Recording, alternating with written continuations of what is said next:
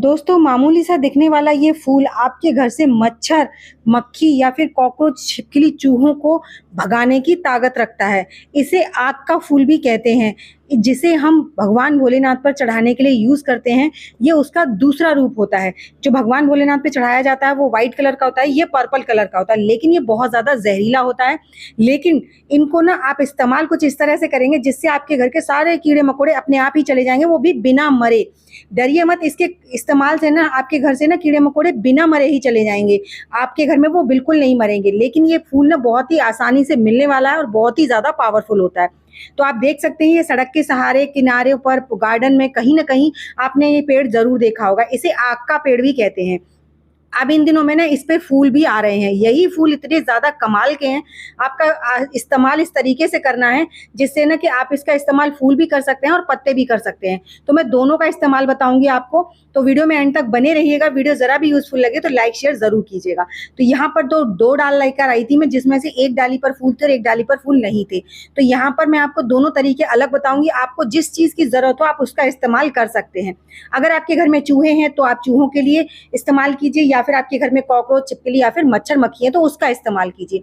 तो देखिए दोनों के लिए मैं दोनों तरीके आपको डिफरेंट बताने वाली हूँ। तो यहाँ पर हमने 2 पत्तियां ली हैं और एक हमने फूल का बंच लिया है। इसको हमने तोड़ लिया है। अब इसको आप किसी भी पॉलिथीन में रखकर उसके बाद ही इसे कूटिएगा। डायरेक्ट किसी भी बर्तन में मत कूटिएगा, क्योंकि ये बहुत ज़्यादा जहरीला होता है, कड़वा होता है। आप इसका इस्तेमाल किसी भी खाने पीने के सामान से बिल्कुल मत दूर रखिएगा, बिल्कुल मत कीजिएगा, क्योंकि इसका इस्तेमाल करने के बाद ना हमें मतलब अपने हाथ को अच्छे से कम 2 से 4 बार साबुन से धो लेना चाहिए। अगर आपके पास ग्लव्स हैं तो ग्लव्स पहन के कर लीजिए, या फिर आपकी स्किन बहुत ज़्यादा सेंसिटिव है तो पॉलिथीन पहन के कर लीजिए।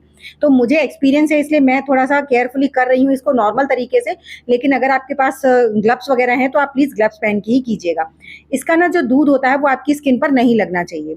आप देखिएगा जब आप पत्तियों को तोड़ेंगे तो उसमें से हल्का सा ना दूध जैसा निकलता है। तो यहाँ पर मैंने जो फूल का बंच था उसे कुचल लिया है और उसके बाद ही उस पॉलिथीन में ही रखकर थोड़ी-सी फिटकरी ली है और उसे भी मैं इसी तरीके से कूट लूँगी।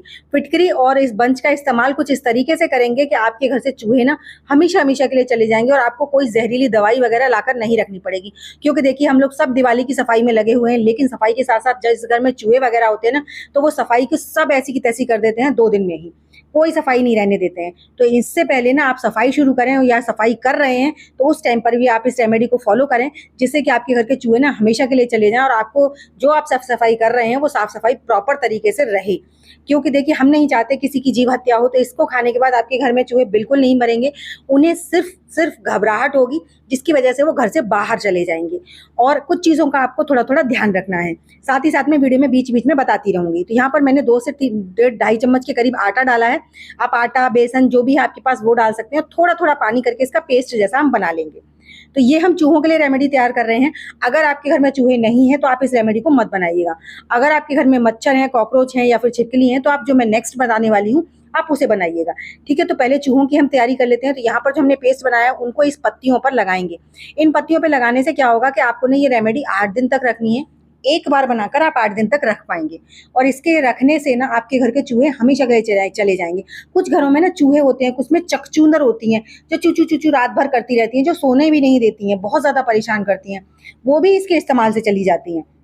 तो देखिए यहाँ पर मैंने 2 पत्तियों को अपने इसमें पेपर पे रख लिया है, और पेपर के टुकड़े कर लूँगी, और पेपर को ना इस तरीके से फ़ोल्ड करके हम इसको इस्तेमाल करेंगे। इससे क्या होगा कि ये लंबे समय तक रेमेडी ना बनी रहेगी, ये सूखेगी नहीं।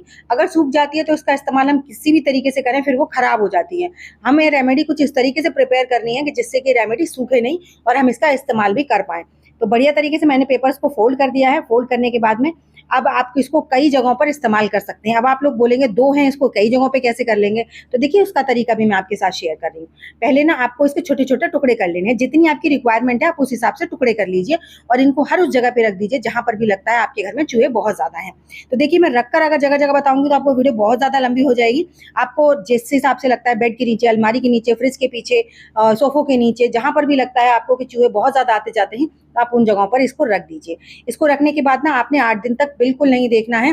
पीछे छिपा कर रखिएगा, बच्चों की पहुँच से दूर रखिएगा, इस चीज़ का ध्यान रखिएगा।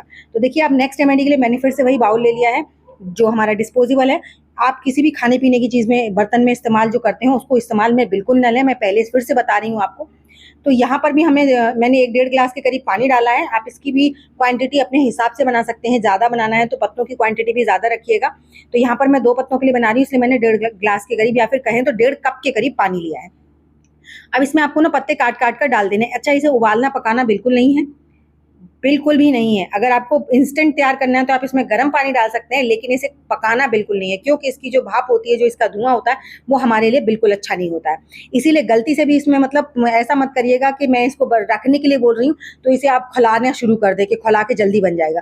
तो इसे उबालना बिल्कुल नहीं है, बस आप गर्म पानी डाल सकते हैं, लेकिन मैंने गर्म पानी भी नहीं डाला है, क्योंकि कुछ भी सही उसमें से भी भाप उठती है। तो यहाँ पर हम देखिए, इसे ना आप कम से कम आप ओवरनाइट के लिए छोड़ दीजिए। बस उससे पहले आप इसमें एक नैप्थेलीन बॉल डाल दीजिए। नैप्थेलीन बॉल को डालकर मैं इसे ओवरनाइट के लिए छोड़ूंगी। नेक्स्ट डे मैं इसको आपको बताऊंगी कि आप इसे कैसे इस्तेमाल में ले सकते हैं।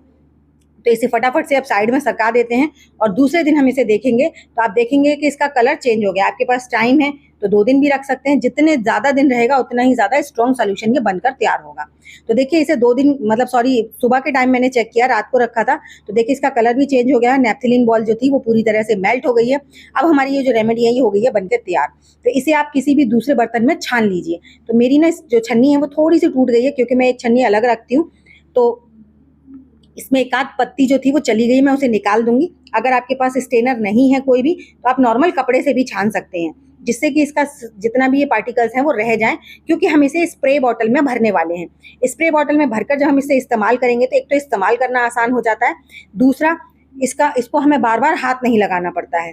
तो हमें इसको ना डायरेक्ट कभी भी स्किन पर अपने पर नहीं लगने देना है। इससे वैसे कोई भी हार्म नहीं है, लेकिन फिर भी थोड़ा सा अपनी केयरफुल रहना ज़रूरी है। अब इसको आप किसी भी स्प्रे बॉटल में भर लीजिए, नहीं है तो कोई नॉर्मल जो पानी की बॉटल होती है उसको भर लीजिए और उसके जो ढक्कन होता है उसमें होल कर लीजिए। फिर उसे भी आप as a spray bottle use कर सकते हैं। अब इस स्प्रे बॉटल को भरने के बाद ना आपने देखिए, जहाँ पर भी आपको लगता है लाइट के एरिया के आसपास छिपकली आती हैं, तो वहाँ पर स्प्रे कर दीजिए, लेकिन स्प्रे करते समय ध्यान रखिएगा आपकी आंखों पर बिल्कुल ना आए। दूसरी चीज़, अगर आपके कहीं पर भी बेड के नीचे या फिर बेड के अंदर कॉकरोचेस वगैरह हैं, तो इसे स्प्रे करके 24 घंटे के लिए बंद कर दीजिए। उसमें कोई भी कपड़ा वगैरह मत रखिए, और फिर देखिए आपके उसमें से ना कॉकरोच वगैरह अपने आप चले गए हैं। या फिर आपके घर में मच्छर बहुत ज़्यादा है, तो नाली के आसपास, बाहर गार्डन एरिया में इसकी स्प्रे कर दीजिए, जिससे कि आपके घर से ना सारे कॉकरोच या छिपकली, चूहे जितने भी हैं, सारे प्रॉब्लम्स वो अपने आप ही चली जाएंगी। छोटे छोटे इंसेक्ट्स हैं वो भी चले जाएंगे। तो इस तरह से आप इसकी किसी भी तरीके से इस यूज़ में ले सकते हैं। तो आई होप मेरी आज की वीडियो आपको ज़रूर अच्छी लगी होगी। अच्छी लगी हो तो लाइक शेयर कीजिएगा, चैनल पर पहली बार आए हैं तो सब्सक्राइब ज़रूर कीजिएगा, और मुझे कमेंट कर ज़रूर बताइएगा कि आप मेरी वीडियो किस गाँव या किस शहर से देख रहे हैं, ताकि मैं आपको थैंक्स कर सकूँ। साथ ही साथ ये भी बताइएगा कि आपके घर में सबसे ज़्यादा कौन सी प्रॉब्लम आपको फेस करनी पड़ रही है। चूहे बहुत ज़्यादा हैं, छिपकली बहुत ज़्यादा है, या फिर मच्छर मक्खी बहुत ज़्यादा है। तो चलिए, एक ऐसी नई सी अमेजिंग सी वीडियो के साथ मैं मिलूंगी आपको अपनी नेक्स्ट वीडियो में। तब तक के लिए बाय बाय।